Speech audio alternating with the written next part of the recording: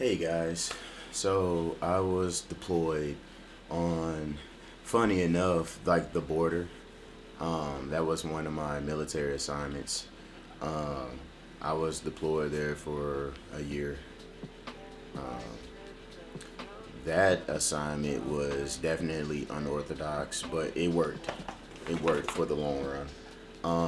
I will say that some of the things I definitely learned on that deployment was learning how to move. Like, man, like it's so much more that meets the eye with everything, and it's important to, but it's nothing. It was nothing to it.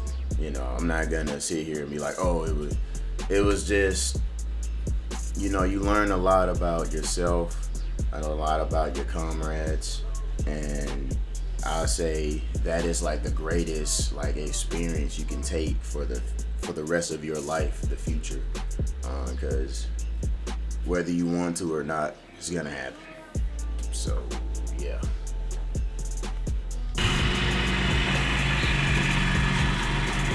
Okay, guys. So to further add on to story time, the things me and my friends did on the deployment to pass time for fun was a lot of hobby finding.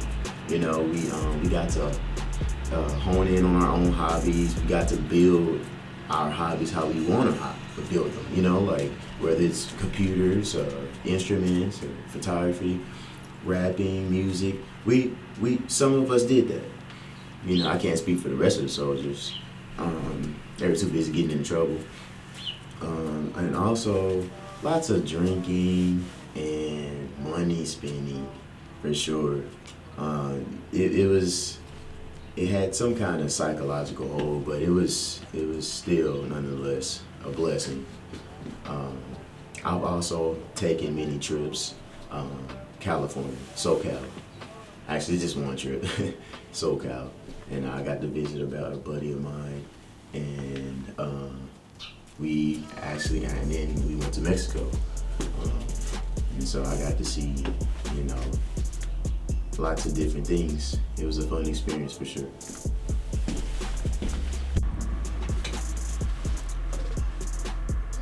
So, some of the things I've also done on the deployment to kind of help, adapt, um, to kind of get comfortable within the new environment that I was going to be in for the rest of the year or the new year. I basically tried to make my half of the hotel room like as homey as possible. I was gonna put posters up, but then I was like, man, that's a bit brash. I just started buying figurines and stuff like that. Setting them up.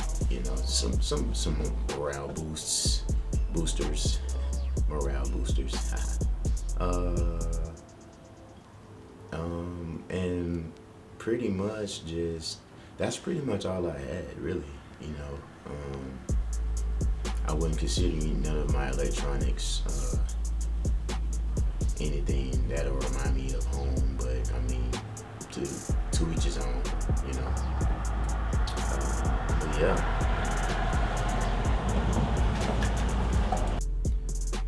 if there's one thing I wish civilians would understand more, would be. Sorry, guys, that's my dog. Um, but back to what I was saying. I wish they would understand the transitional period of each service member, no matter how tough you may think he is or her, you know, they're still, they're battling something, and it takes a lot to do certain jobs in the military and to be able to perform normally in the civilian world.